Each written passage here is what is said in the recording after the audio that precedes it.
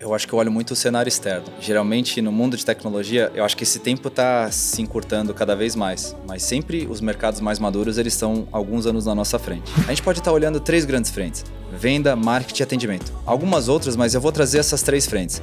Olhando, quais são os resultados que a gente vai buscar? Incremento de vendas, ou a gente vai buscar eficiência operacional, redução de custo, ou a gente vai buscar melhor eficiência, melhor experiência. Então eu acho que a gente não pode fugir dessas coisas. Se perder o olhar para isso, tá errado. Eu nunca vou cobrar do meu time aquilo que eu não faria. Eu acho que esse é a principal marca que eu deixo. As pessoas não podem falar nada relacionado a isso, porque se eu tô cobrando são coisas que eu já fiz ou faria.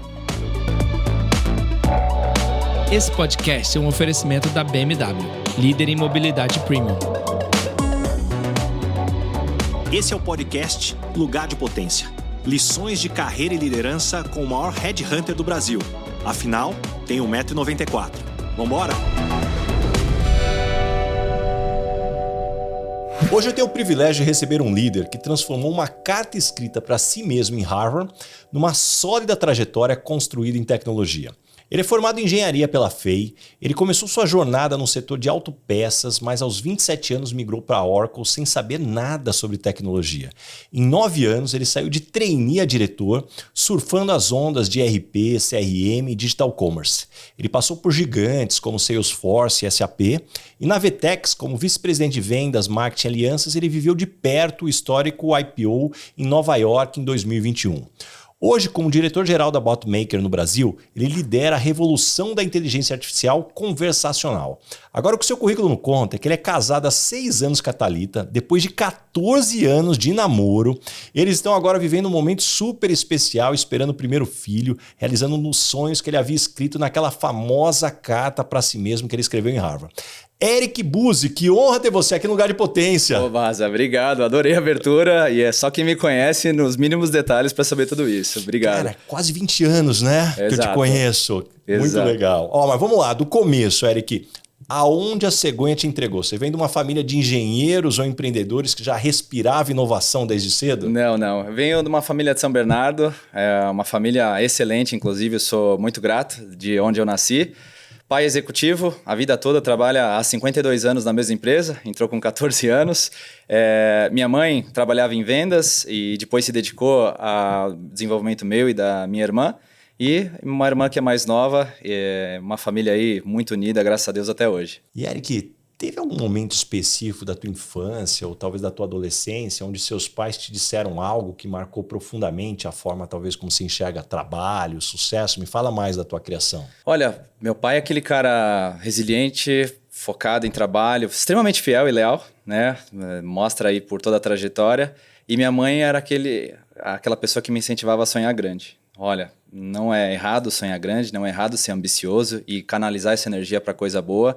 E eu acho que a junção dessas duas coisas me levaram até aqui, me trouxeram até aqui, na verdade, né?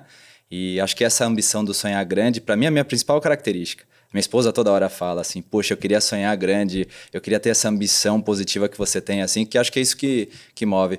E uma coisa que eu sempre falo para minha família isso para mim é o básico, é o meu combustível, que o dia que eu não quiser nada, vai perder o sentido de eu sair da cama. Então eu preciso sempre estar sonhando maior.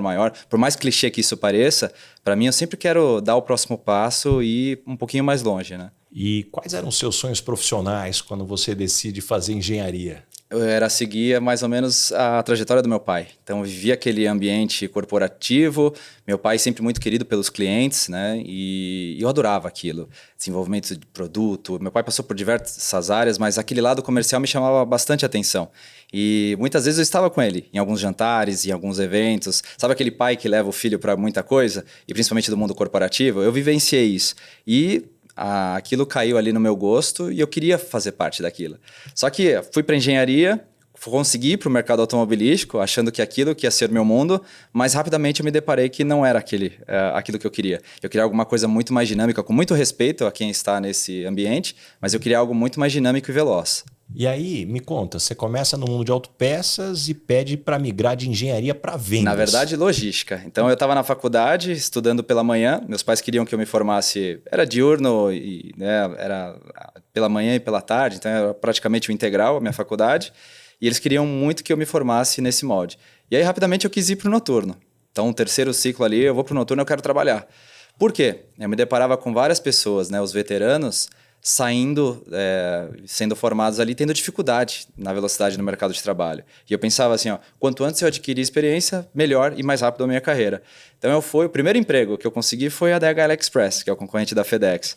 Então, ali eu trabalhei no planejamento estratégico e operacional e depois que eu consegui, como uma segunda onda, entrar no mercado automobilístico, que foi numa autopeças na área de engenharia. Mas aí de engenharia você pede para mudar para vendas. O diretor deve ter te achado um maluco, que esse moleque fazendo engenharia aqui já quer ir para vendas. Como é que foi essa conversa? Teve um intervalo antes, que eu fui em 2008 para os Estados Unidos, né, desenvolver o meu inglês. E ali foi um período de muita reflexão. Apesar de muito jovem, eu usava muito Skype, Baza, para falar com as pessoas. Então foi um momento que eu conseguia me conectar lá e eu era muito curioso. Então comecei a conversar com pessoas do mundo financeiro, né?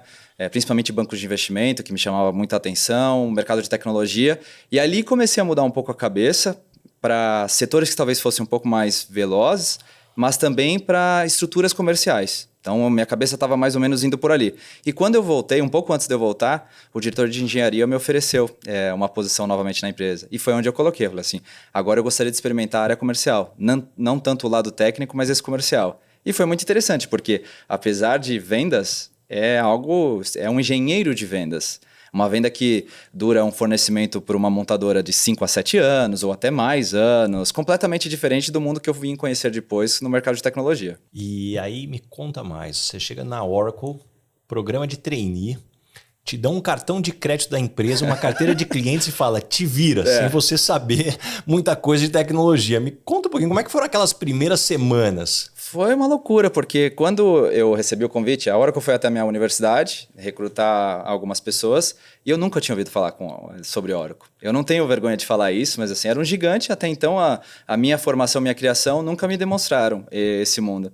E aí eu lembro que eu fui numa primeira palestra com o Ciro, o presidente da Oracle, e lá uma das primeiras frases dele falou assim, ó, se você quiser fazer milhões de bônus, aqui é o melhor lugar para você estar. E muito honestamente, o que me chamou a atenção naquele momento foi aquilo. E eu comecei a ouvir mais sobre a empresa, falei, pô, baita lugar para estar. A esse programa de trainees, eles sempre colocavam você com um grande executivo. E eu fui alocado para um grande executivo, enquanto era basicamente o programa ficar 1 ano fazendo shadowing, acompanhando esse executivo em reuniões, viagens. E esse cara que assumiu ali a responsabilidade de me desenvolver, ele chegou para mim no primeiro dia e falou assim, ó, tá aqui um cartão de crédito, tá aqui uma cota e tá aqui o produto que você vai tratar. O melhor jeito de você se desenvolver é vendendo e gastando sola de sapato. Você vai ter reuniões de checkpoints comigo, te vira, a vida vai te ensinar. Foi isso, cara. E aí eu olhava pro lado, aqueles outros trainees com terninho, pegando voos para ir para o Rio de Janeiro. Alguns foram até para São Francisco, acompanhar os executivos. E eu ficava puto, cara, vendo aquilo. Eu falei, que merda, eu caí com o pior cara. Mas mal sabia eu que era talvez o melhor desenvolvimento possível para o meu momento, para a minha realidade. E aí como é que você organizou os passos na tua cabeça? A hora que você falou, bom, então essa é a realidade, é assim que eu vou ser cobrado e medido. Você foi buscar ajuda de pares, você foi fazer curso, buscar mentores. Conta um pouquinho mais como é que você decupou aí para ter um plano dali para frente. Eu fui buscar muita leitura, então acho que a literatura traz muitos ensinamentos de vendas, tem várias, que até hoje são atuais, vários livros bacanas, e fui conversar muito com as pessoas e os vendedores. Então eu era ali, o meu próximo passo era ser ou um BDR ou um vendedor, então nada melhor do que estar muito plugado a eles. E aí o que eu fazia, base? Eu comecei a me aproximar e fazia aquilo que eles não queriam. Atividade operacional, eu levei carro de vendedor para lavar, tudo aquilo que assim, quanto mais próximo eu podia estar, sendo interessante para eles, para que aí eles pudessem me passar conhecimento, era mais ou menos a minha estratégia. E aí eles começavam a me levar para as agendas, eu começava a entrar em reuniões e começava muito a observar o que estava acontecendo. E os checkpoints com esse executivo, que é o Mário Tillet, um executivo conhecido do mercado de tecnologia, era onde eu mais aproveitava. Eu chegava sempre com muitas perguntas, eu refletia muito antes de entrar nessa reunião para aproveitar o máximo possível. E ele me deu alguns direcionamentos que eu levo até hoje, sabe? Da presença com o cliente, de levar o lado autêntico e realmente levar a agregação de valor. Então, várias coisas. Ele me deu umas dicas de começar na base instalada, resolvendo problemas para clientes. Então, assim, a Oracle tem vários vendedores atendendo uma determinada conta. Então, o que eu fazia? Eu chegava, às vezes tinha problema de nota fiscal, tinha problema de que o cara estava esperando alguma informação da empresa que não tinha, mesmo de outro produto, então eu entrava sendo conveniente para esse cliente. Eu vou resolver aquilo que você precisa. E nisso eu me tornava ali interessante para ele e logo na sequência as oportunidades iriam aparecendo. E aí eu fiz a minha primeira venda numa empresa de logística. E vendi um produto e aí acho que foi o meu grande marco, né? Porque essa venda demorou alguns meses para acontecer, talvez uns 6, 7 meses. E, Eric, eu conheço bem o Mário, você sabe muito bem, o cara é casca grossa. Sim. Me conta uma situação que te levou aí ao limite de você falar, caramba, será que eu tô no lugar certo? Eu acho que eu fui forjado. Olha, eu tenho muito orgulho de ter durado 9 anos na Oracle e saído de trainee a diretor sênior. Então foi uma bela escola e acho que ali eu fui forjado, eu fui testado no mais nível emocional, mais alto nível emocional. Então eu lembro de episódios, reuniões de forecast, muito duras. Hoje mudou muito, né? Sim. Até conversando com o Mário, ele também tem outro perfil de gestão, mas era uma vida muito dura. Eu lembro que era outro. O mundo totalmente diferente. Quem não vendia em 2, 3 meses estava fora, base. Já era sabido. Eu lembro as reuniões, assim, se a gente não batia a meta do quarter, do trimestre, ela ia começando mais cedo. E teve momentos duros que a gente estava começando a fazer forecast 7 horas da manhã. E eu lá de São Bernardo, eu tinha que sair muito cedo para chegar, né? Então... foi muito bacana, mas olhando para trás eu não me arrependo de nada, absolutamente nada. Pelo contrário, eu sou grato. E qual foi o momento exato que você percebeu? Cara, eu nasci para isso no mundo de vendas B2B. Olha, eu não sei te dizer precisamente essa resposta. Talvez os momentos das principais vendas que marcaram a minha carreira, acho que elas são as mais emblemáticas. Aquela venda que você tomou uns 10 nãos e de repente você conseguiu fazer. Eu tenho várias histórias interessantes do tipo ficar sentado no estacionamento quando eu era novo na minha carreira, do lado de um carro do CIO de uma das maiores empresas aéreas do Brasil, esperando ele ali porque era meu último dia para assinar um negócio. E não era só assinar, era dar o pitch final para conseguir convencê-lo para eu ter a chance de assinar um negócio. Então, para mim, eu acho que esses marcos, cada contrato, e eu tenho alguns contratos emblemáticos ao longo da minha carreira que eu consegui assinar e outros que eu perdi, que eu acho que fizeram... eu consigo reconhecer, assim, realmente acho que eu tenho alguma aptidão para isso. E, Eric, você passou de liderado para líder muito jovem. Primeira diretoria antes dos 30 anos. Qual foi a maior bobagem como gestor iniciante que você aprendeu, talvez, e nunca mais buscou repetir? Eu fiz muita burrada. Sempre buscando ali fazer o correto, mas eu fiz... Talvez na forma como eu fui criado, nessa primeira empresa eu tive 13 gestores durante a minha passagem lá. E sempre o foco era pressão, pressão, pressão e vambora. Era o chefe Outlook, cobra, cobra, cobra, chicote. Eu ficava com a bandeira quadriculada na chegada esperando os vendedores chegar. E acho que aí foi o meu principal erro. No começo, tentar executar a mesma fórmula para levar aquele time. E aí um cara com 26, 27 anos, que foi minha primeira diretoria, e ela foi indo um pouco mais difícil, porque eu tinha um time de América Latina e Caribe para cuidar, então eu tinha gente do México para baixo ali, vários vendedores, vários colaboradores. Eu acho que eu não respeitei isso, de realmente se preocupar com as pessoas, de ter uma escuta ativa, e realmente eu só focava no número. Cara, cadê o número, chicote, quantas vendas você fez, quantas reuniões você fez, era mais ou menos isso. Eu brinco que esse é o formato, né, da gestão através do coach, né, do Chicote. Chicote, que muita gente, infelizmente, acabou passando por isso. Funciona em determinados momentos, já funcionou muito mais, mas eu acho que o mundo mudou e também os liderados são diferentes. Essas gerações mais novas, aquela fórmula não funciona mais. E, Eric, puxa, você estava um tempão na Oracle, até contando aqui bastidores, eu tentei te roubar da Oracle em determinado momento, lá não consegui, e você continua seguindo uma carreira brilhante. E você estava num modo de trabalho lá, 7 anos sem férias, naquele modo automático. O que te fez exatamente parar e pensar, vou estudar em Harvard? Como eu atendia empresas em diferentes lugares do Brasil, eu tinha uma rotina de viagens e de dormir fora muito forte. Então, eu sempre quis fazer uma pós ou um MBA e não conseguia, por conta dessa logística. Então, teve momentos da minha carreira, bons momentos, que eu ficava de segunda a quinta-feira fora, morando em Rio de Janeiro, viajando para vários lugares. E conversando com algumas pessoas, eu tomei a decisão depois de que se eu fosse fazer alguma coisa, seria algo grande. E tentei procurar alguma coisa que fosse possível conciliar com essa jornada executiva, né? 7 anos sem férias, eu acho que no momento você não sente, você está ganhando dinheiro, prêmios e etc., você entra no modo automático. Eu não senti isso. Na hora que você tira as férias e tem o primeiro momento de descompressão, aí você sente a burrada que você fez ao longo do ano. Você começa a olhar, se você olhar, você me conheceu, eu tinha um cisto enorme no meu rosto, que ele começou pequeno, ele começou a crescer e eu tive que fazer 2 cirurgias depois para retirá-lo. Eu até virei uma piada durante um determinado momento. Eu estava muito acima do meu peso, 15 quilos acima do que eu tenho hoje. Então, assim, zero cuidado com saúde, sem fazer exercício, sem nada. O único foco, entrar com muita intensidade a cada trimestre, a cada ano fiscal, para entregar o máximo de resultado e coletar o máximo de dinheiro possível em termos de bônus. Para mim, foi a maior burrada que eu fiz no começo da minha carreira. E me conta mais, puxa, aquele sábado em Harvard, você se vendo como passageiro num trem de janelas fechadas, que eu sei que você já me contou. Me conta um pouco mais ali o que passou pela tua cabeça. Você fala dessa carta, me arrepia, até me emociona um pouco, porque acho que essa carta é a grande mudança, não só da minha carreira, mas da minha vida como um todo. Esse curso em si mudou a minha vida. No momento de escolher alguma coisa grande, eu encontrei esse curso, que dura mais ou menos 9 meses, intercalando várias viagens, períodos fora e períodos remotos. E uma das passagens é um final de semana com psicólogos, executivos aposentados e grandes executivos em curso, né? E foi um dia muito interessante de reflexão e etc. E conversar com essas pessoas, você ouve muita coisa. Você talvez não ouve só sobre as grandes conquistas, os grandes marcos, mas principalmente daquilo que não foi feito. E daquilo que dói por não ter feito. Então é aquela conversa sem câmera ligada, sem nada disso, e acho que no maior nível de autenticidade possível.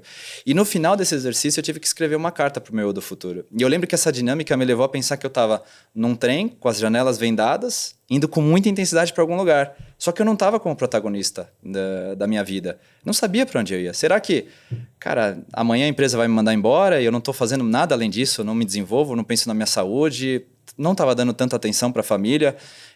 Foi bom para o lado financeiro, lado do desenvolvimento, mas por muitas outras coisas, e no que eu mais coloco valor, não estava sendo bom. E essa carta foi muito bacana, Baza. Eu escrevi... ela foi escrita, acho que no meio de 2018. E ela falava várias coisas que pareciam muito possíveis, daquele menino que saiu lá de São Bernardo e tudo mais, que nunca imaginou aquele mundo. Eu falava que eu ia me abrir o mercado. Eu acho que a única entrevista que eu fiz foi aquela com você naquele momento. Depois eu me fechei. Eu nunca respondi um headhunter. Acho que é um grande erro, né? Até para a audiência que está nos escutando. Eu não sabia do meu valor para o mercado.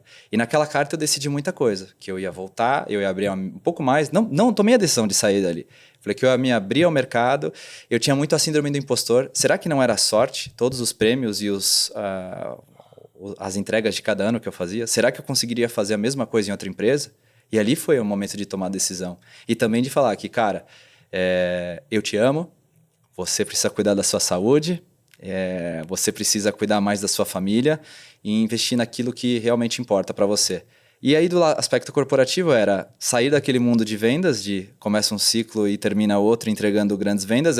Você precisa ir para um topo, pilotar um Boeing, uma empresa que tem a complexidade de um Boeing, gerenciar um P&L para você se desenvolver como um grande executivo. E você precisa passar por várias passagens para mostrar que você é bom, não é sorte. Então, acho que em linhas gerais foi esse racional. A iFood Benefícios vale para o seu time, para sua empresa e é aceito em qualquer lugar. Aceita que vale mais e contrate já. Eu me lembro, Eric, de você voltando de Harvard, que a gente foi para um happy hour e você me falou muito sobre o princípio que te marcou do primeiro quem, depois o quê. Isso. E que isso ia direcionar muito tuas decisões de carreira. Me conta um pouco mais aí dessa avaliação, né, de caráter de liderança, até mesmo antes de entender o negócio. Quem fala isso é o professor Jim Collins, e acho que é um grande gênio, e trouxe muita reflexão para mim, porque geralmente quando eu ia tomar uma decisão de uma nova mudança de carreira ali, um novo trabalho, você olha sempre qual é a posição, qual é o desafio, qual é o salário, qual é a cadeira, qual é o status. Eu realmente olhava isso, sendo honesto, não vou mentir. E acho que o primeiro quem, depois o quê, é o que mais importa, porque acho que com muita dor eu aprendi que o cara que estava acima de mim ali, realmente me direcionando, me trazendo feedbacks constantes, era a pessoa que mais poderia impactar positivamente a minha carreira. E em muitos momentos, e até aqui eu te falo, em muitos momentos, eu não tive essa figura. E, por coincidência, são os momentos que mais você entra em platô, em não se desenvolver como profissional ou como pessoa. Então, por isso que toda a decisão baseada de alguns anos para cá tem sido isso. Eu até cito numa passagem do teu livro que eu fui para uma das empresas que eu mais gostaria de estar, que eu admiro muito, uma das melhores empresas do mundo para se trabalhar, mas eu não estava feliz lá. Eu não estava feliz porque ninguém entendia do produto, ninguém queria escutar. E eu tinha uma experiência por já ter vivido aquilo. E aí não importava tudo aquilo que eu estava vivendo. A cadeira que eu sempre sonhei, o salário que eu sempre sonhei e vários outros aspectos. Porque eu não estava conseguindo me desenvolver e realmente aplicar o que eu acredito. Mas tem um ponto da tua história, Érica, que eu acho muito interessante, que cada grande mudança sua sempre envolveu sair quando você estava no auge, cara. As coisas estavam indo bem. Me conta um pouco mais dessa coragem de abandonar o conhecido e o que está funcionando pelo potencial desconhecido. Porque eu acho que, desculpa a palavra, eu sinto mais tesão na construção. E sabe, lançar um produto novo no mercado e realmente escalar aquilo. Poxa, pegar algo que não está funcionando. Eu sempre, nas empresas que eu trabalhei, se você parar para analisar, eu nunca vendia Coca-Cola. Eu nunca vendi o principal produto. Eu sempre estava vendendo o produto secundário, terciário ou o que seja. Então, na hora que eu não estava vendendo banco de dados, eu vendia RP naquela época, concorrendo como uma SAP. Na Salesforce eu não vendia o CRM, eu vendia o commerce. Então, eu queria muito pegar essas coisas que não funcionavam ou que estavam sendo lançadas e fazer funcionar. Então, o processo da construção, da concepção, eu acho que é aquilo que mais me dá tesão de formar time, desenvolver esses times, obter os resultados, conseguir segurar esses resultados por algum período. Então, eu acho que essa jornada me chama muito mais atenção. Tem um ponto que você fala que para mim sempre ficou muito claro, e eu vejo isso muito ligado na área de vendas, é a importância de você avaliar, poxa, time, produto e território. São as 3 coisas que vão definir o quanto a sua vida vai ser mais fácil ou mais difícil. Então, o time que está com você, se vai ter que ter transformação ou não, o produto, se você está com o produto principal ou você tem um desafio maior como um produto secundário, e o terceiro, que território te dão, é o território que compra o teu produto dentro dessa dinâmica. Exato. E assim, isso faz muito sentido. Não adianta você pegar um produto de e-commerce, por exemplo, e como vendedor ser colocado para trabalhar em financial services. Óbvio que tem espaço, mas não é o mesmo espaço de quem está atendendo o varejo. Então, se atentar a todos esses aspectos, acho que é importante. No final do dia, como você vai estar posicionado ali para atingir a tua performance, né? E há tanto tempo, Eric, trabalhando no setor de tecnologia e trabalhando com produtos diferentes, como é que você distingue, talvez, entre uma tendência tecnológica real e apenas o que é hype quando você está tomando as decisões de carreira? Eu acho que eu olho muito o cenário externo. Geralmente, no mundo de tecnologia, eu acho que esse tempo está se encurtando cada vez mais. Mas sempre os mercados mais maduros, eles estão alguns anos na nossa frente. Então, eu vivi a onda do e-commerce aqui na América Latina, quando lá fora já era uma grande potência. Quando você pegava em Estados Unidos, Europa, principalmente com a representatividade da Inglaterra e Ásia, então nem se fala, esses caras já realmente estavam num ritmo muito maior. E aqui era tímido a nível crescente. Então, quando eu coloco ali, deposito a minha carreira nessa avenida de crescimento, eu já estava olhando cenários fora e vendo que aquilo ia ser promissor. As tendências, as coisas estão acontecendo de forma mais devagar, mas é mais ou menos o mesmo padrão, né? O mesmo eu fiz agora para o mercado conversacional. Ao invés de ficar ali trabalhando com marketing digital ou plataformas de e-commerce, eu olhei o mundo conversacional. Antes de estar todo mundo falando de IA ali, o hype da IA, não, cara, boa parte do tráfego e do GMV já está indo para outras plataformas, que são WhatsApp, TikTok e algumas outras coisas. Eu lembro que nas minhas palestras, eu já falava de TikTok Shop em 2021, porque eu já estava olhando lá fora. Não tinha nada no Brasil ainda. 2021, 2022, mais ou menos, né? Então, eu acho que olhar o que está acontecendo lá fora e essas tendências ou essas faíscas, eu acho que é muito mais porque você está baseado em resultados, não simplesmente numa poeira, né? Numa fumaça. E, Eric, me conta um pouco mais, o IPO da VTEX, foi um marco na tua carreira. Como vice-presidente, qual que foi o momento mais tenso desse processo que talvez quem está de fora não viu? Eu acho que foram várias noites sem dormir, o nervosismo. Começou antes da minha entrada na empresa, Baza. Acho que é um episódio legal de falar. Eu entrei na SAP para pilotar o Boeing que eu queria, né? E, poxa, uma empresa maravilhosa, adorei. Para responder para uma das pessoas que eu mais admiro, que é a Cristina Palmaca, é uma grande executiva, agora conselheira. E eu sentei ali naquela posição, com 3 meses, a primeira ligação de um dos fundadores da empresa, dizendo, olha, o sonho grande é esse, a gente pretende dominar o mercado enterprise, não só as pequenas e médias empresas, a gente também pretende ter um sonho de fazer o IPO, expandir essa plataforma internacional, e era muito cedo, eu tinha acabado de sentar numa empresa. Imagina com 3 meses você abandonar algo que você tanto esperou. E isso foi no meio da pandemia. A primeira ligação aconteceu ali logo no início da pandemia, né? Quando a gente estava trancado. 6 meses conversando com eles, eu topei E por que eu falo que esse episódio é interessante? Porque eu tive que abrir mão de muitas coisas. Eu abri mão de sala, carro blindado corporativo, de todo aquele status que eu sempre sonhei, inclusive salário. Meu salário fixo baixou, o meu variável baixou de potencial, e eu coloquei todas as minhas fichas em ser empreendedor, em colocar a empresa em outro patamar e nas ações. E o IPO podia ou não sair. Então eu vivi ali uma série de momentos de ansiedade, de alta ansiedade, e foi uma jornada de mais ou menos 2 anos e meio que foi muito legal. Depois o IPO aconteceu, a gente viveu um auge. O IPO acho que é só um momento, não é o fim. Acho que ele é só uma nova onda que nasce. E eu aprendi muito a ser empreendedor e olhar outras coisas que não eram só aquilo que é trivial. Numa empresa como as que eu estava, você recebe um plano de voo, você tem que sair do aeroporto A e ir para o aeroporto B, naquela eficiência, naquele tempo e mantendo a satisfação do seu cliente, certo? Nessa empresa não tem nem plano de voo. Não tem sequer você tem um avião do mesmo porte que você tinha lá. Então, acho que foi ali que eu aprendi a ser empreendedor e eu gostei de fazer esse ponto aí realmente de crescimento dessas empresas. E Eric, hoje você à frente aí de inteligência artificial conversacional e eu já vi você falando bastante que você entende que o mercado hoje explora menos de 10% do potencial dessa tecnologia. Onde estão os maiores gaps? Nos ajuda talvez até a entender uma linha do tempo, da onde saímos, onde estamos e por que não estamos mais avançados. Tá bom. Os chatbots, eu acho que muita gente se frustrou. Então, quando eu falo muita gente, é muita empresa e muito usuário, muito cliente. Porque eram aqueles chatbots de aperte 1, aperte 2. Por mais que existia tecnologias para não entregar esse tipo de experiência, muita gente entregou algo que frustrou. Ele bugava no meio da jornada e tudo mais. Com o advento da IA, né, generativa, a gente traz esse mercado para um outro patamar. Desde a primeira venda, ou desde tudo que a gente conhece como início da sociedade, tudo é feito por conversas, né? Gestual, palavras e tudo mais, mas no final do dia são interações entre pessoas. Eu vejo que a gente se preocupou muito em escala, base. Então, o mundo virou muito cliques, eficiência, o menos contato possível. Eu vou ali, eu tenho uma landing page, você olha os seus produtos, você faz a sua compra e acabou. E eu acho que hoje as empresas precisam muito dialogar com esses clientes.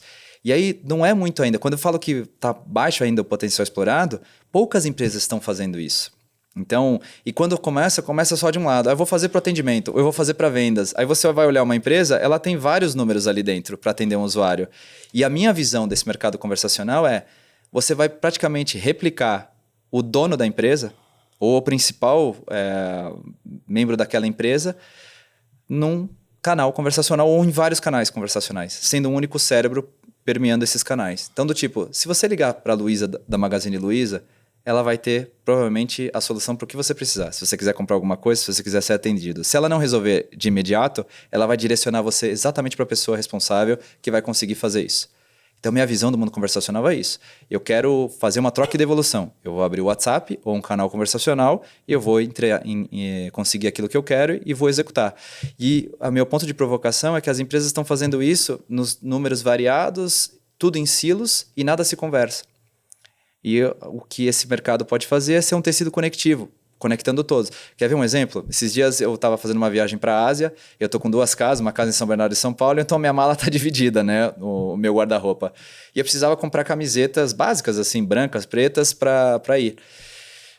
Montei um carrinho para fazer o check-out, e de repente, eu não lembro o que eu fui fazer, mas eu não finalizei aquele check-out, deixei ele montado ali. Em cerca de 10 minutos, uma pessoa me abordou no WhatsApp, porque eu já tinha colocado meu número de telefone ali, e ela me abordou oferecendo mais 10% de desconto. Eu adorei aquilo, eu finalizei a compra. Eu comprei com muita antecedência a camisa e ela tinha um prazo de 2 dias para chegar. 5 dias depois, estava se aproximando da minha viagem e eu estava preocupado que não ia receber. E eu comecei a interagir no mesmo número, ninguém me respondia. Estamos analisando a sua demanda, em breve alguém entrará em contato com você. Por várias vezes ninguém me respondeu. Então aquela empresa, ela estava preocupada em vender para mim e não usar aquele canal no seu máximo potencial. Mas tem um outro lado também, quando a gente fala desses projetos, Eric, eu vejo muitas vezes os CEOs correndo. Cara, eu preciso de um projeto de IA, porque o que tem a mais pressão acontece. do mercado, tem a pressão do conselho, e o cara muitas vezes nem sabe aonde colocar, mas, cara, eu preciso colocar um projeto de IA.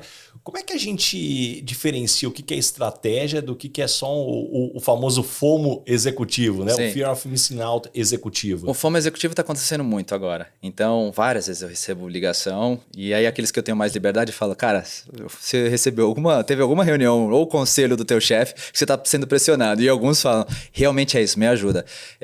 Eu acho que a gente tem que olhar sempre na perspectiva de entregar resultado. Cara, esse mundo de IA conversacional, IA é muito amplo, tá? Eu vou resumir aqui para IA conversacional. A gente pode estar olhando 3 grandes frentes. Venda, marketing e atendimento. Algumas outras, mas eu vou trazer essas 3 frentes. Olhando, quais são os resultados que a gente vai buscar? Incremento de vendas, ou a gente vai buscar eficiência operacional, redução de custo, ou a gente vai buscar melhor eficiência, melhor experiência. Então eu acho que a gente não pode fugir dessas coisas. Se perder o olhar para isso, tá errado. Ter só por ter alguma coisa legal. Eu tenho algo que tira foto e você pode, com IA, ter alguma coisa legal, um joguinho. Não, foge. Os projetos que eu estou fazendo de IA no mercado nesse momento, eles estão mexendo ponteiro em termos de vendas, ou em termos de redução de custo, ou em alguma frente dessa. Você se envolve com as histórias, experiências e aprendizados que eu compartilho aqui em cada episódio? Então pense no efeito transformador dessas lições aplicadas na sua equipe. Conheça mais sobre a minha palestra Lugar de Potência acessando o link na descrição do episódio. Não só inspire, mas revolucione o potencial do seu time. E Eric, um ponto que eu não quero deixar escapar, a gente acabou permeando o assunto, mas eu quero pegar muito a tua visão. O que mudou no processo de vendas B2B de quando você começou para os dias de hoje? Bom, além de um cliente muito mais preparado e conhecendo no detalhe aquilo que ele precisa, eu acho que está muito mais criterioso o processo. Então, antigamente você se deparava com aqueles processos onde a empresa comprava um caminhão de licenças de software, fazia aqueles projetos Big Bang, e eu acho que a principal mudança é um cliente muito mais preparado, que pensa muito em provas de conceito, que quer começar pequeno, atingir os primeiros resultados e a partir daí colocar o pé no acelerador. Então, eu fico imaginando o mundo das Big Techs com o principal desafio de como é que eu continuo vendendo grande sem o cliente saber se aquilo realmente vai dar resultado nos próximos 3 anos. Será que ele vai botar o OPEX ou o CAPEX, seja lá o que for? O mundo SaaS é o OPEX, né? Será que aquilo vai dar resultado? Em 3, 5 anos é uma estratégia muito arriscada. Então, acho que o mercado mudou principalmente nesse aspecto. E, Eric, poxa, você já teve muitos times. Que marca específica você tenta deixar nas pessoas que trabalharam contigo? Qual que é o carimbo do Eric? É o líder servidor. Por mais clichê, eu sou aquele cara que se eu estou na recepção com um vendedor, por exemplo, ou com alguém de sucesso, qualquer que seja a área, eu vi que a pessoa está nervosa, isso aconteceu algumas vezes já durante a minha vida. Eu vou lá e faço a apresentação, não tem problema nenhum. Eu assumo aquela responsabilidade. Tá precisando negociar contrato com o cliente. Puxa, não está desempenhando bem, não tem problema nenhum. Se eu tiver espaço, eu nunca vou cortar ele na frente, mas se eu tiver espaço, eu vou passar à frente, vou deixar o cara, porque acho que a melhor maneira é eu mostrar através do exemplo. Eu nunca vou cobrar do meu time aquilo que eu não faria. Eu acho que essa é a principal marca que eu deixo. As pessoas não podem falar nada relacionado a isso, porque se eu estou cobrando são coisas que eu já fiz ou eu faria. E como é que você lida quando você precisa demitir alguém que é uma boa pessoa, mas não entrega resultado? É muito diálogo. Então, preparando aquela pessoa com feedbacks, mostrando que ela está... E aí a gente precisa analisar o que está acontecendo, né? É o cenário externo, é o produto, é o mercado que ela está inserida. Vamos ajudar, vamos dar o guidance para essa pessoa? Nesses diálogos, eu acho que raramente eu fiz demissões que a pessoa não esperava. Óbvio que aconteceu durante a minha trajetória, e às vezes a gente precisa ser rápido como executivo, mas geralmente, quando eu estou trabalhando já há algum tempo, a pessoa já sabe, ela já tem sinais claros que aquilo acontecerá. E Eric, esse cuidado com as relações que a gente está falando porta para dentro com o time, eu que já te conheço há algum tempo, eu vejo o quanto que você busca também porta para fora para estabelecer networking, relações de confiança. Conta um pouco mais do teu framework mental e o que você teve que desenvolver para estabelecer as relações que você tem hoje no mercado. Eu acho que eu sempre olhava os executivos e achava assim, puta, esses caras, o que eles fazem numa reunião ou num almoço de trabalho? Eles falam de economia, né? Meio National Geographic, do que se alimentam, com quem andam. Exato. Putz, eu olhava aquilo numa síndrome do impostor, né? Então esse foi... Eu acho que o principal paradigma que eu tive que quebrar, e a síndrome do impostor reinava nesse aspecto. E o framework que eu uso é muito buscar as pessoas para ter conversa. Pessoas que já viram um filme completo e já passaram por aquilo que eu estou passando ou eu vou passar. E não precisa geralmente ser alguém mais alto do que eu ou par de mercado. Eu até comento que recentemente eu fui falar com um BDR de início de carreira porque eu ouvi um elogio muito forte sobre ele numa reunião que eu estava, de outra empresa. Pô, por que não? Já fui falar com um estudante que estava saindo, né, da faculdade naquele momento. Então eu acho que buscar conhecimento com quem está fazendo, eu acho que para mim é onde eu mais consigo obter aquilo que eu estou buscando. Mas tem um ponto porta para fora também, Eric, de desenvolver um pouco da cara de pau, que eu também acho que tem uma história até bacana de você com o Mariano da Vtex, que foi depois, inclusive, o que abriu uma porta futura. Conta um pouquinho, como é que foi aquela situação e o quanto que isso sempre foi comum na tua dinâmica ou foi algo pontual? Bom, nossa, você buscou um negócio muito bacana durante minha passagem. Eu acabei conhecendo, as oportunidades estão aí, passando na nossa frente a todo momento, né? Então, se a gente não se posicionar, nada acontece. Então, nesse episódio, eu estava em Nova York e encontrei ele. A gente estava no mesmo ambiente ali, era um restaurante. E basicamente eu abordei ele na maior cara de pau possível. Ele estava numa roda, falei, com licença, tudo bem? Eu sou o Buzzi e eu tenho muita admiração pela empresa que vocês construíram. Estava ele e o Geraldo, né, que são os dois co-founders ali. Aquilo foi um momento que eu não sabia, mas eu estava me posicionando para algo que aconteceria anos depois. Isso foi janeiro de 2019. A gente ficou trocando algumas figurinhas ali, a gente ficou conversando por algum tempo. Mal sabia eu que em 2020 ele me buscaria para assumir uma posição na empresa dele e para vivenciar toda essa jornada. E analisando a minha história, foram vários momentos como esse. Se eu não tivesse me posicionado, nada teria acontecido. Mas muitas vezes as pessoas ficam, e eu falo as pessoas porque eu me vi muito tempo, principalmente quando eu era jovem, nesse dilema de estar sempre buscando a hora certa e a frase certa para entrar. E aí você sempre buscando, né, o momento perfeito, ou falar a coisa perfeita, passa o momento e você não faz. Como lidar com essa dinâmica? Pô, isso é a coisa que eu mais luto. Sabe quem eu era durante muitos anos? E até pouco tempo atrás, aquele cara que eu parava de pensar na palestra que eu estava vendo ou na aula para ficar formulando a pergunta, para a pergunta sair com boas palavras, com algo que as pessoas me achassem inteligente. Cara, que cagada que eu fiz. Porque, poxa, o que eu deveria ter feito é me tacado ali, me jogado e feito as perguntas que eu tinha, tirado as dúvidas que eu tinha. E acho que às vezes a gente cria esses paradigmas na nossa cabeça e aí que tá o maior dos perigos, né? Porque a gente, no final do dia, não tá se posicionando. O cara de pau que você tá falando, eu acho que ele tem uma chance para sorte muito maior do que quem tá mais calado. E hoje, qual que é a tua estratégia quando você vai em eventos? Eu tento falar não com o máximo de pessoas, mas eu tento me conectar com as pessoas que eu gostaria de forma relevante. Então não é só aquele shake hands, e aí tudo bem, eu faço isso, tal, e eu vou para a próxima roda. Não, eu procuro, talvez um evento muito grande, e a gente passa por alguns juntos, né, frequentemente, eu não converso com todo mundo, porque eu estou preocupado em realmente conhecer aquela pessoa. Uma das coisas que eu mais gosto é conhecer a história de pessoas, conhecer aquilo que elas estão vivenciando e tudo mais.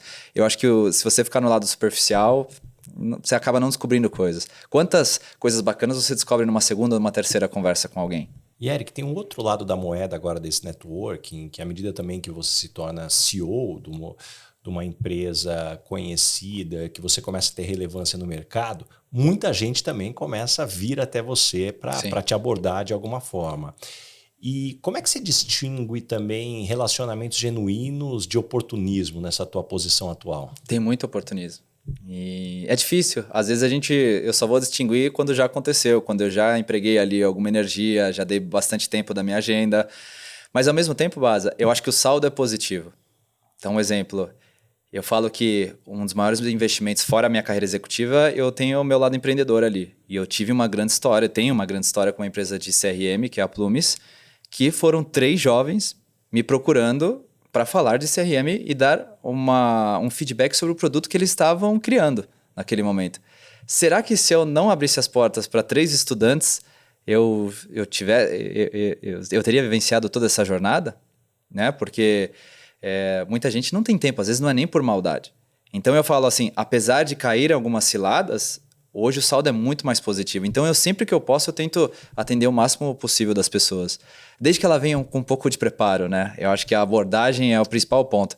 Na hora que vai abordar alguém, estuda um pouquinho sobre aquela pessoa, veja o que vai chamar atenção, veja aquilo que você pode agregar. Não necessariamente você precisa agregar um valor para ela, mas gera uma marca naquela pessoa. Como é que você mantém depois esses relacionamentos quentes, à medida que muitas vezes você não tem um tema para estar tratando com as pessoas? Quer ver um negócio que eu tenho feito?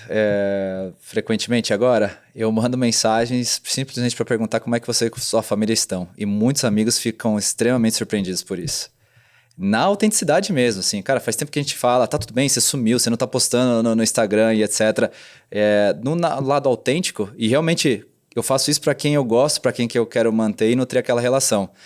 Isso ajuda muito, a gente não se desconecta, porque muitas pessoas a gente pode ficar anos sem falar, mas esses pequenos gestos ajudam a manter os laços fortes ao longo do período. E Eric, me conta um pouquinho mais, você tem hoje rituais para não entrar naquele modo automático novamente? É outro desafio que eu tenho, né? De sair e executar a mesma coisa com alta intensidade e fechar as janelas dos trens.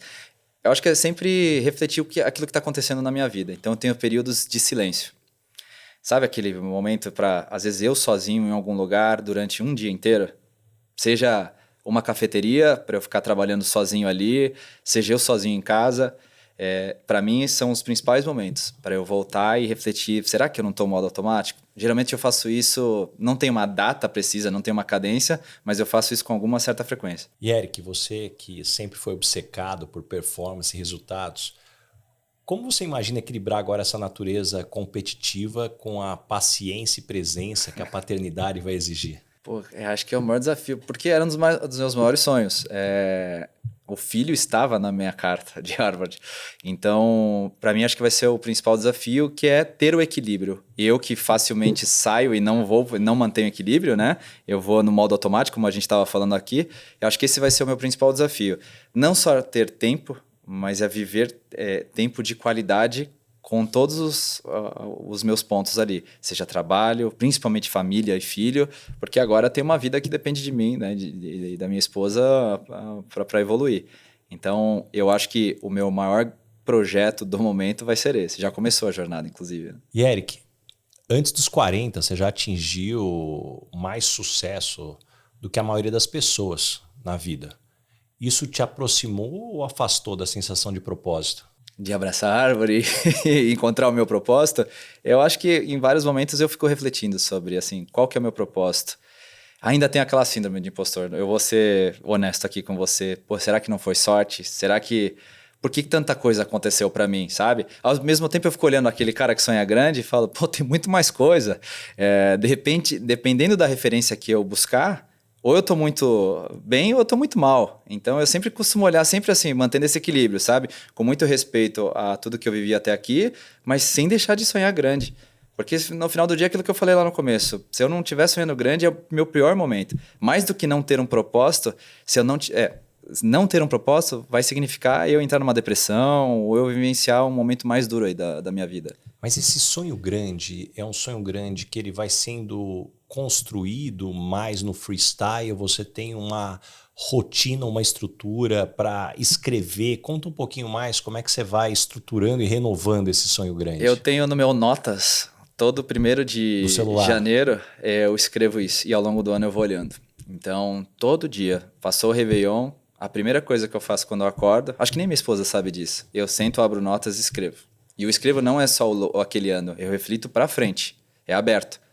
E eu coloco um monte de coisa que eu não consigo realizar, mas realmente sempre tem um norte a ser seguido. Às vezes é um sonho material, às vezes é alguma coisa, não é uma conquista familiar, alguma coisa nesse sentido, mas sempre tem alguma coisa ali e um milestone para aquele próximo período. E o quão flexível você é com as dificuldades ou obcecado com o que você colocou de meta? Não, eu sou obcecado de seguir aquilo, de realmente conseguir. O que eu mais posso fazer é revisar aquilo, se aquilo faz ainda sentido para aquele meu momento de vida. E muitas vezes o que acaba acontecendo é eu postergar, mas não cancelar. Então, eu acho que isso aí é importante, porque senão, cara, só vira sonho e não vira objetivo, né? Não vira conquista ali acontecendo. Adorei. E Eric, chegamos agora no momento Headhunter. Qual que é a pergunta que você sempre faz nas entrevistas para contratar alguém para o seu time? Tem uma pergunta que eu faço, e estou sendo crítico cada vez mais, que é para ver como é que a pessoa está desenhando o futuro dela e a carreira. Então, quer ver uma parte dessa pergunta é, cara, se eu te colocasse dinheiro ilimitado agora, e você precisasse escolher um curso, cenário hipotético, tirasse toda a restrição logística da tua vida, que curso você escolheria, aonde e por quê? E o curso é uma das perguntas, né? E aqui eu vou colocar aqui para você. O que isso me chama a atenção? Mais de 90% das pessoas não faz a mínima ideia de qual que é o curso que ela vai ter, qual que é o próximo milestone de carreira que ela vai ter. Então, eu quebro essa pergunta em mais outras 3, mas o que me mostra é que tem muita gente no modo automático. Muita gente está igual eu estava. E isso me chama a atenção. E logo na sequência eu emendo ela. E qual foi a última vez que você investiu do teu bolso em algum curso ou alguma capacitação? E você olha pessoas que ficam ali bastante tempo e não conseguem nem te responder quando foi a última vez que fez algo nesse sentido. Você acha que as pessoas não têm hoje o interesse? Elas estão no automático, talvez, aprenderam tanto a aprender no dia a dia que esquecem de buscar maiores referências? O que a tua experiência mostra em relação a isso? Eu não sei, Baza, mas o peso não está tanto no curso, mas está no planejamento. E, poxa, a pessoa que sabe aquilo que ela quer e aquilo que ela está desenhando, ela já vai falar assim, ó, tenho vontade, é isso aqui, eu vou fazer, ainda não deu para fazer por conta do investimento que é muito alto para a minha realidade. Eu não sei o que está acontecendo, então eu acho que o momento, tem muita coisa acontecendo, muita informação, e tá difícil equilibrar as coisas, né? Não julgo, eu sou esse cara que facilmente cai nesse modo automático, mas eu tô vendo bastante gente assim também. Adorei essa pergunta. E que tipo de pessoa não dá certo trabalhando com você? Gente com mimimi e aquela pessoa que fala assim, não vai dar certo. Eu passei por vários momentos na minha carreira onde pessoas falaram, já tentei, não deu certo e etc. E a minha sorte foi não ouvir essas pessoas. Então eu tento me afastar, o máximo possível me blindar, para que eu não vivencie esse mimimi ou eu falo que é o rio das lamentações, né? Que tem muita empresa, um monte de gente falando mal da empresa, do chefe, etc. E eu já vi alguns momentos eu indo nessa correnteza e vendo a minha oportunidade ir embora assim.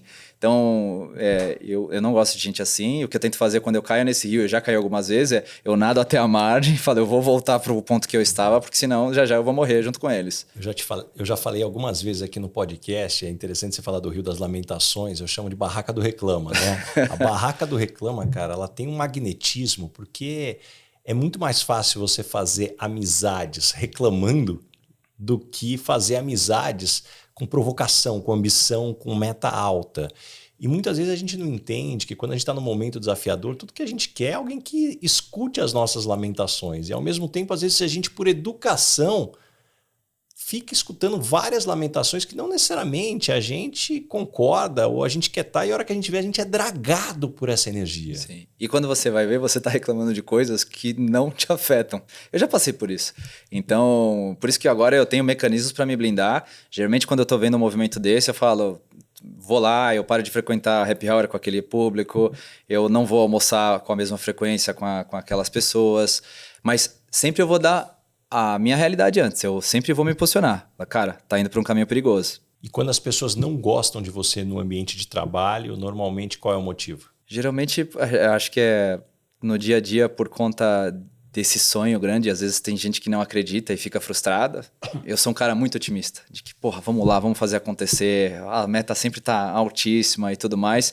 E acho que nem todo mundo gosta desse mecanismo. Tem gente que quer sentar no grupinho do Muro das Lamentações. Eu não quero gastar energia com isso.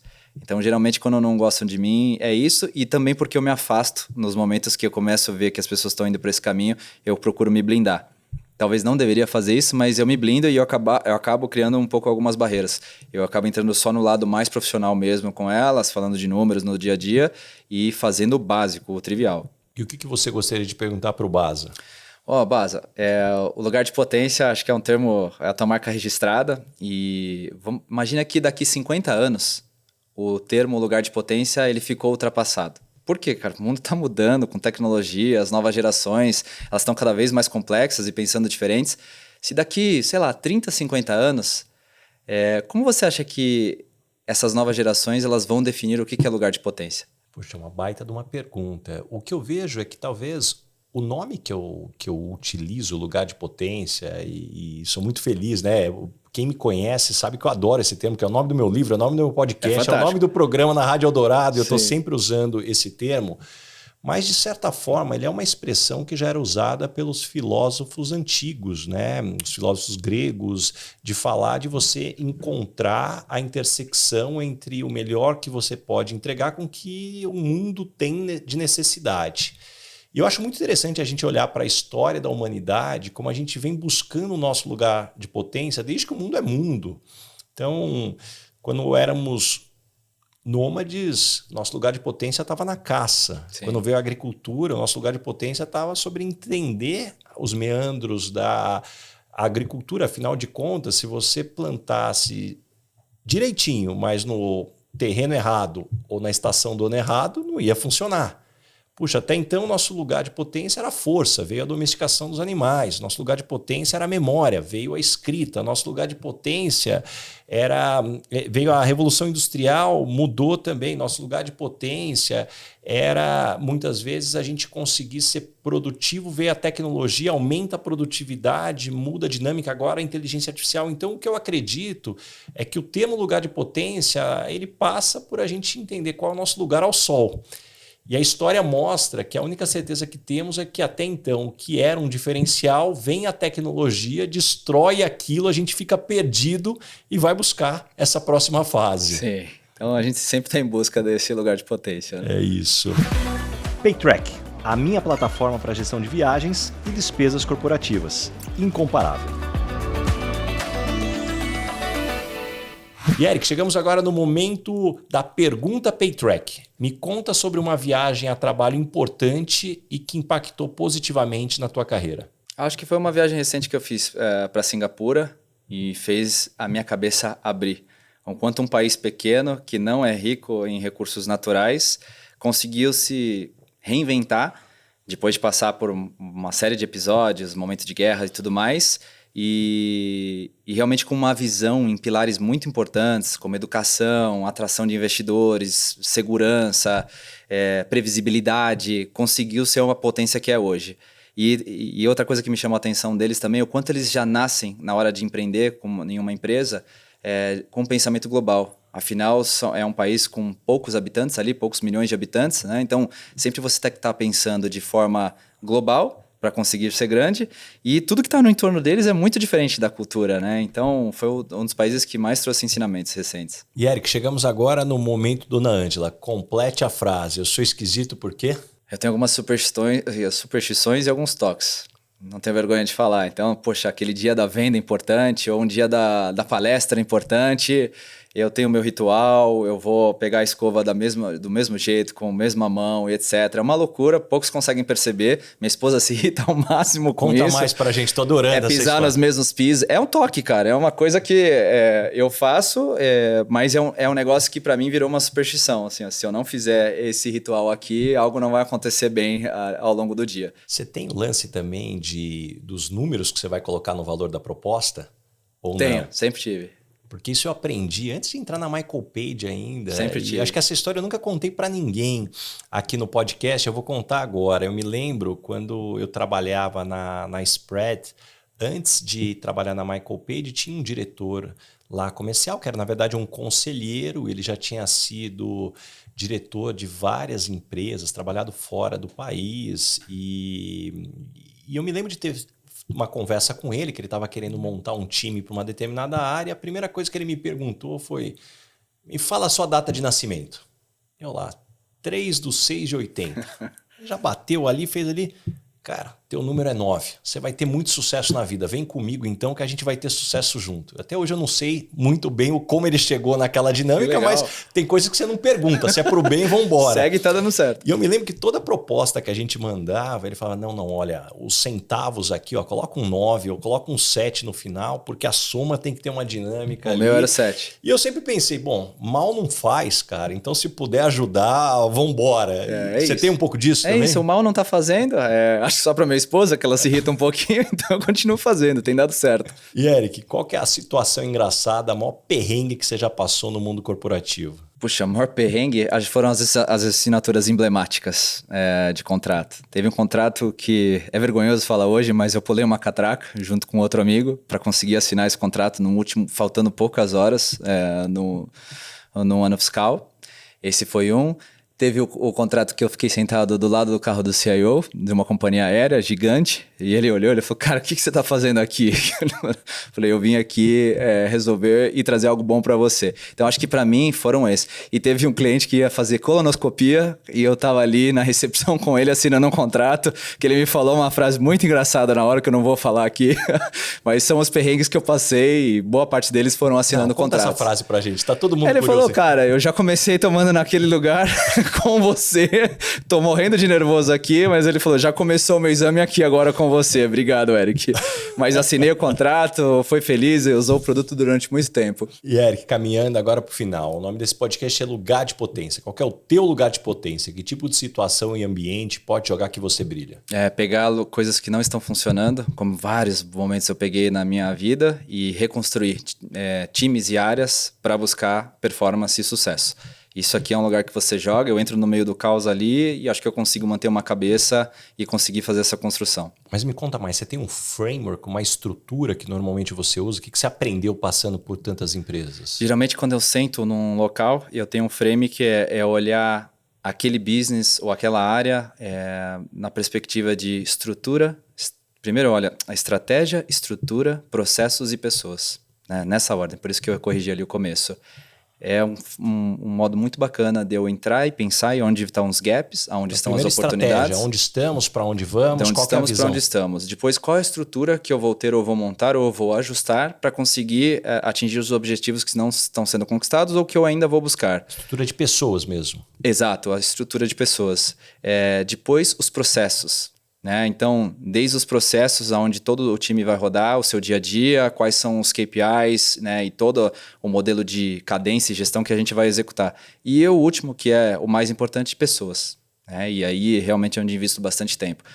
Esse framework me ajuda muito realmente a realizar. Geralmente, eu entro, faço um diagnóstico. Todo time que conhece trabalhando comigo eu sento numa cadeira, eu fico de 80 a 90 dias para fazer um diagnóstico. Eu chamo todo mundo, apresento, seja board ou seja o próprio time que está ali comigo, apresento esse diagnóstico e tudo que vai ser executado. E Eric, me conta uma verdade que as pessoas não costumam dizer e na sua opinião é fundamental para se ter sucesso. Que não é fácil, não vai cair nada do céu.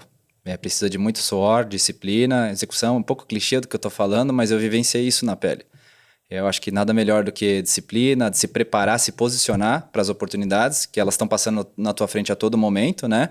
E no final do dia acreditar que uma hora a tua hora chega e realmente você vai conseguir chegar lá. E o lá sempre tem que estar depois, não é o lá não pode ser finito. Tem que sempre ter um lá futuro, porque senão você morreu, você tem que estar buscando algo. E como é que se explica isso para as pessoas hoje que vivem muitas vezes aquela ansiedade, a busca por atalho, aquela, eu brinco, a perspectiva do Instagram, que é o sucesso instantâneo, né? Antes era o jogador de futebol, né? Isso. Agora é o influencer, enfim, o que a mídia tende a estar sempre modelando a cabeça das pessoas, que a gente sabe que não é o que vai funcionar. Sim. O que eu faço? Olha, eu costumo alertar para as coisas que eu acredito, porque eu também não sou a verdade do mundo, né? Então, olha, toma cuidado por aqui, cuidado com o fake, cuidado no caminho que você está indo. É mais isso. E sempre tentando conectar as pessoas. Cara, algumas conversas, seja aquela da carta, seja a conversa que eu tive com você. Um ponto que eu acho que eu falei para poucas pessoas isso. Eu passei por uma demissão ao longo da minha trajetória, nem tudo foram flores. Naquele momento que eu larguei tudo lá, o status, eu passei por uma demissão. E o primeiro cara que eu liguei depois da minha esposa e depois dos meus pais foi você. Eu lembro até onde eu estava, o que eu estava fazendo, com a roupa que eu estava vestido. E aqueles 40 minutos que você ficou falando comigo, realmente, cara, mudou a minha cabeça e do limão virou uma limonada. Então, conectando com a tua pergunta, conectar as pessoas certas para falar com essas pessoas nos momentos certos também acho que são importantes. Compartilha um pouco desses aprendizados. Acho que muitas vezes devem ter pessoas aqui que estão nos escutando, aí nos assistindo, que estão passando por um momento como esse. O que foram essas chaves que viraram para você, Eric? Porque eu lembro, Baza, que na hora que eu fui demitido, eu não esperava. Saí para fazer uma viagem maravilhosa. De novo, 2 anos sem férias, fizemos lá várias coisas e quando eu voltei com resultado ótimo, com feedbacks excelentes, meu performance review foi 2 semanas antes de eu embarcar. E tá tudo bem, faz parte, né? Eu recebi ali um convite para ir no primeiro dia, às 8 horas da manhã, e fui demitido. Então, aquilo me impactou muito, porque eu falei, eu estava no lugar que eu queria, com salário alto, com bônus, com tudo aquilo, aquela bagagem corporativa, né, que uma posição de vice-presidente de uma Big Tech te traz. E larguei tudo para isso. Falei, será que agora eu volto naquilo? O que vai acontecer com a minha carreira? Será que eu me queimei para uma empresa menor? E eu lembro que as primeiras palavras, você falou assim, calma, tá tudo bem. Primeira dica que eu te dou, cara, você vai tirar um tempo para renovar aquele RG que está vencido, talvez, fazer a revisão do carro que está vencida, todas aquelas pendências que você não está conseguindo fazer. Trocar a lâmpada da varanda. Trocar a lâmpada da varanda. É isso que você vai focar agora nos primeiros dias. Depois você vai fazer uma mala e vai fazer uma viagem com a sua esposa se você puder. E aí você não pensa em nada. E depois você volta e reflete e você vai ver que vai ficar tudo bem. Óbvio que o Baza falou várias outras coisas, eu não vou dar aqui de forma de mão beijada aqui para todos, mas aquela conversa me marcou bastante, me trouxe uma paz muito legal e, poxa, aquele marco foi só um detalhe. Depois eu fui para algo muito maior do que o estágio anterior e o que foi maravilhoso para minha carreira. E Eric, o que você aprendeu nos últimos 12 meses, seja em conhecimentos ou habilidades? Olha, meu maior desafio no atual é change management, né? A gestão da mudança. Então, eu li muito sobre isso, porque vivenciei uma grande mudança de cultura na empresa que eu estou, tentando fazer todo mundo sonhar grande, buscar resultados muito maiores num time vencedor, que veio muito forte até aqui, mas fazendo sonhar ainda mais forte, né? Então, isso é o que eu venho aprendendo, não só lendo e conversando com muita gente executando na prática, e inteligência artificial, Baza. Assim, aquilo que é só hype para muita gente, eu leio bastante, lá atrás eu comecei a desenvolver meus primeiros agentes sozinhos, eu comecei realmente a botar a mão na massa para fazer isso acontecer. Não é ChatGPT, eu estava um pouco além do ChatGPT. E deixa algumas dicas de fontes de conhecimento, como é que você se mantém informado e se desenvolve? Livros, muita literatura e cases internacionais, podcasts, gosto bastante, e eu que vivenciei muitos anos da minha vida em trânsito, e sempre quando eu posso, algum curso de curta duração que vai diretamente na fonte daquilo que eu preciso, mas um curso de qualidade, né, que tem muita coisa ruim por aí. Como é que você faz a curadoria? Conversando com pessoas que já fizeram, não tem outra forma, vendo quem está lá dando esse curso, realmente lembra a pessoa já viu o filme acontecer, ela já fez acontecer. Caso contrário, eu estou caindo numa grande cilada com algum grande impostor aí de mercado. E o mesmo para livros também? Livros muito por indicação eu pego. E às vezes eu vou na livraria e pego um livro pincelado ali, em viagens também. Isso eu aprendi com um amigo meu, que é o Bush. Esse cara entra numa livraria, eu viajo para voos internacionais com eles há muitos anos já. É o cara que vai e gasta 1, 2 horas dentro de uma livraria e ele sai com uma mala só de livros. Eu não sou na mesma intensidade, mas eu costumei aí pegar também alguns livros para buscar conhecimento externo. E Eric, me indica 3 pessoas bacanas para eu convidar para esse podcast e ter uma conversa como essa. 3 pessoas. O Raul Matos, que é o CEO e fundador da Biscoitê, meu amigo ali de adolescência. É um cara que tá fazendo coisa muito bacana no varejo. Daniel Brunetti. É um cara muito bacana que era diretor do mundo corporativo e abandonou tudo e construiu um veleiro e hoje está vivendo num veleiro, montou uma empresa no mundo náutico e ele tá educando o filho dele. O filho dele nasceu praticamente dentro de um veleiro. Linda história. E o terceiro, o Alexandre Rohagen, que é um dos founders da Botmaker e foi a pessoa que abriu as operações do Google na América Latina e depois do Facebook aqui. Tem muita história bacana. Que lista, hein? Muito boa. E Eric, é uma pergunta que eu faço para todo mundo que passa por aqui, não vou deixar você embora antes de me responder. O que é felicidade para você? Saúde e tempo de qualidade com aquilo que importa. No final do dia é o equilíbrio. É saúde e equilíbrio. É viver sem pressa, mesmo que rápido, mesmo que poucos minutos ou poucas horas, sem pressa e de forma intensa aquele momento que você tem com a tua família, no trabalho, com um amigo. Eu acho que para mim a felicidade está aí. Adorei. Para a gente fechar aqui, Eric, como é que as pessoas te encontram? Que projetos que vêm pela frente? Olha, para me encontrar, Eric Buzzi, Eric no Instagram e LinkedIn, basicamente são os canais que me encontram. Eu sou um cara muito acessível, pode mandar mensagem ali pra gente trocar figurinha. E o que vem pela frente, eu acho que é continuar entregando resultado. É isso que eu tô agora, tentando botar a empresa atual, que é a Botmaker, em um outro patamar. É isso que eu tô focado agora para os próximos anos. E tentando trabalhar um pouco, acho que a minha imagem também. Não aquilo de que eu vou fazer algo público e etc., mas eu acho que é se tornar um pouco mais visível para o mercado também, porque eu acho que isso é importante para todo executivo. Puxa, Eric, muito obrigado mesmo. Eu tenho certeza que todo mundo que nos escutou até aqui saiu com páginas e páginas de anotações, muitos insights, muitas lições. Aliás, quem está nos escutando, já aproveita para compartilhar esse episódio com todos os amigos, que tem muita lição bacana. Compartilha nos grupos de WhatsApp. Eric, mais uma vez, muito obrigado mesmo. Eu que agradeço, Baza. Obrigado pela inspiração, obrigado pelo amigo que é e conte comigo sempre. Obrigado, valeu. Valeu.